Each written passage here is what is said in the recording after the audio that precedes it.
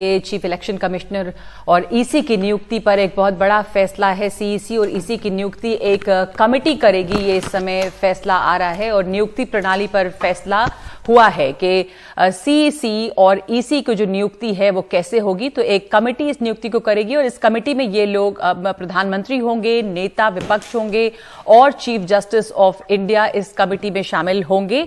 ये वो कमेटी है जो कि सीईसी और ईसी की नियुक्ति पर फैसले करेगी। प्रधानमंत्री इसमें होंगे, नेता विपक्ष और chief justice of India. Justice KM Joseph का ये फैसला है। मुख्य चुनाव आयुक्त और चुनाव आयुक्त की नियुक्ति एक कमेटी करेगी। ये इस वक्त बड़ा फैसला आया है। बिल्कुल, और इसमें हम अपने सहयोगी आशीष भार्गव के पास जाने की कोशिश करेंगे और हम आशीष से समझने की कोशिश करेंगे। अपने आप में बहुत अहम है क्योंकि लगातार पारदर्शिता की बात आती रही है और ये एक चुनावी प्रक्रिया है, क्योंकि हम सब जानते हैं कोलिजियम को लेकर कितनी चर्चा हो रही है और अब ऐसे में अगर मुख्य चुनाव आयुक्त और चुनाव आयोग को लेकर ये फैसला आता है, ये अपने आप में बहुत अहम है। इसको समझना होगा, हमें ये भी देखना होगा सरकार की क्या प्रतिक्रिया इसमें आती है। लेकिन अपने आप में अमूमन तौर पर इसमें प्रधानमंत्री भी होंगे, साथ ही नेता विपक्ष भी होंगे और ये अपने आप में कारगर कदम समझा जा सकता है, क्योंकि चुनाव आयोग पर विपक्ष ने कई सवाल उठाए थे। आशीष भार्गव अगर हमारे साथ अब जुड़ गए हैं, मुझे बताया जा रहा है जुड़ने जा रहे हैं, शायद वो और जानकारी इकट्ठा कर रहे होंगे। बता दें कि तमाम जो तस्वीरें आप देख रहे हैं, तो ये बेंच है जिसने फैसला लिया है, जिसमें जस्टिस अजय रस्तोगी हैं, जस्टिस अनिरुद्ध बोस हैं, justice Hrishikesh Roy, justice CT Ravi Kumar और justice KM Joseph. Supreme Court के 5 जजों की ये संविधान पीठ है जिसका ये फैसला है कि चीफ इलेक्शन कमिश्नर और इलेक्शन कमिश्नर की जो नियुक्ति है वो कैसे एक कमेटी करेगी। इस प्रणाली पर एक बड़ा फैसला आया है और इसमें प्रधानमंत्री होंगे इस कमेटी में। लेकिन साथ साथ एक बड़ी बात है कि पारदर्शिता बनाने के लिए नेता विपक्ष भी इसमें शामिल होंगे।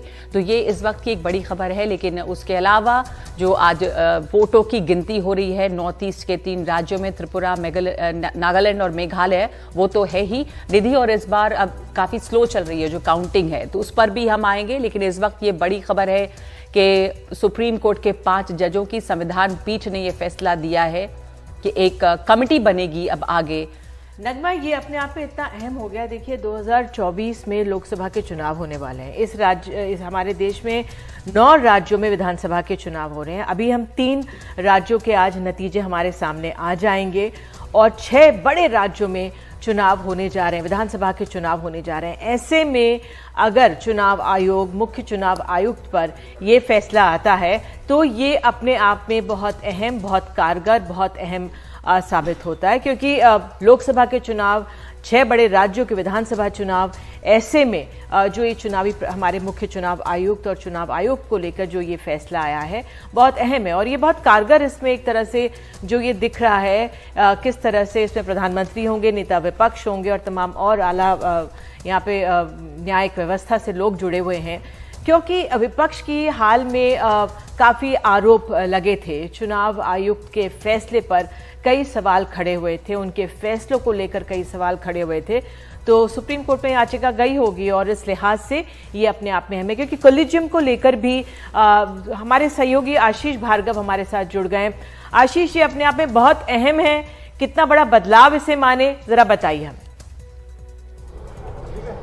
जी देखिए, बहुत बड़ा बदलाव है। उस सीधे सुप्रीम कोर्ट ने कहा है कि चुनाव में पारदर्शिता, निष्पक्षता के लिए मुख्य चुनाव आयुक्त और चुनाव आयुक्त जो हैं उनके लिए उनकी जो नियुक्ति है वो पारदर्शी होनी चाहिए और एक कमेटी की तरह होनी चाहिए, जिसमें कमेटी के थ्रू होनी चाहिए, जिसमें प्रधानमंत्री होंगे, लोकसभा में नेता विपक्ष होंगे और इसके साथ साथ जो है सीजीआई, देश के मुख्य न्यायाधीश होंगे। सुप्रीम कोर्ट ने ये भी अपने 5 जजों के फैसले में कहा है कि चुनाव आयोग की स्वायत्तता और स्वतंत्रता बनाने के लिए और किसी भी तरह के उसे काम में किसी तरह का भी इंटरफेयर ना हो, दखल ना हो, उसके लिए जरूरी है कि ऐसी एक कमेटी का गठन किया जाए।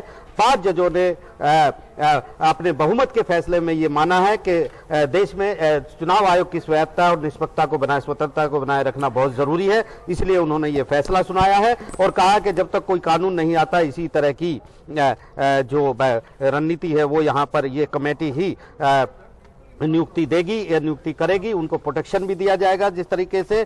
तो ये एक बहुत बड़ा फैसला यहाँ पर सुप्रीम कोर्ट ने दिया है। याचिकाकर्ताओं की वो बात मानी है कि चुनाव आयोग को जिस तरीके से चुनाव आयोग की में नियुक्तियां होती हैं वो सही नहीं है, और सुप्रीम कोर्ट ने पूरी नियुक्ति प्रक्रिया को समझा था। एक चुनाव आयुक्त की फाइल भी उसने मांगी थी और उस पर सवाल उठाए थे कि बिजली की गति से कैसे नियुक्तियां होती हैं। एक ही दिन में नामों का प्रस्ताव आ गया, एक ही दिन में नियुक्ति मंजूरी मिल गई, उसी दिन प्रधानमंत्री ने मंजूरी दे दी और उसी दिन नियुक्ति भी हो गई।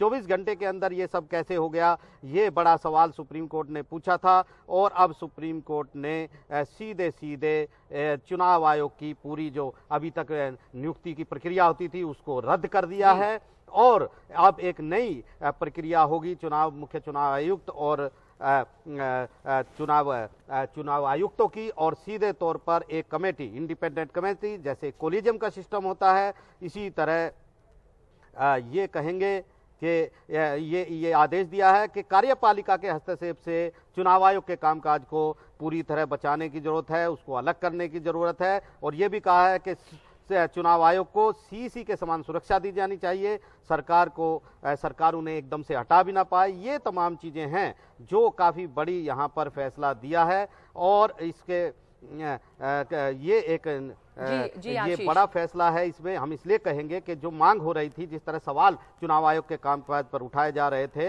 वो काफी अहम है, और ऐसे में जो सारी मांगे हैं एक तरीके से मान ली हैं, तो कम से कम इसके बाद अब ये शिकायत नहीं रहेगी कि जो अपॉइंटमेंट्स हैं फैसलों में। जी आशीष जी, आप कह रहे हैं बस वो दोहरा दूं कि इससे अब ये होगा कि ये व्यवस्था और ज्यादा पारदर्शी हो जाएगी, क्योंकि एक इसमें जो कमेटी बन रही है उसमें प्रधानमंत्री भी होंगे और नेता विपक्ष भी होंगे, जिससे चीफ इलेक्शन कमिश्नर और जो बाकी इलेक्शन कमिश्नर्स हैं, चुनाव आयुक्त जो हैं अलग अलग, उनकी नियुक्ति इसी के द्वारा की जाएगी। और एक बेंच ने ये फैसला दिया है जिसमें ये 5 लोग हैं जिनके नाम आप देख रहे हैं स्क्रीन पे, justice Ajay Rastogi, Aniruddha Bose, justice Hrishikesh Roy, justice CT Ravi Kumar और जस्टिस केएम जोसेफ। तो ये इन्होंने ये फैसला दिया है, और एक जो कमेटी बनेगी वो अब ये फैसला लेगी कि कैसे चुने जाएंगे इलेक्शन कमिश्नर।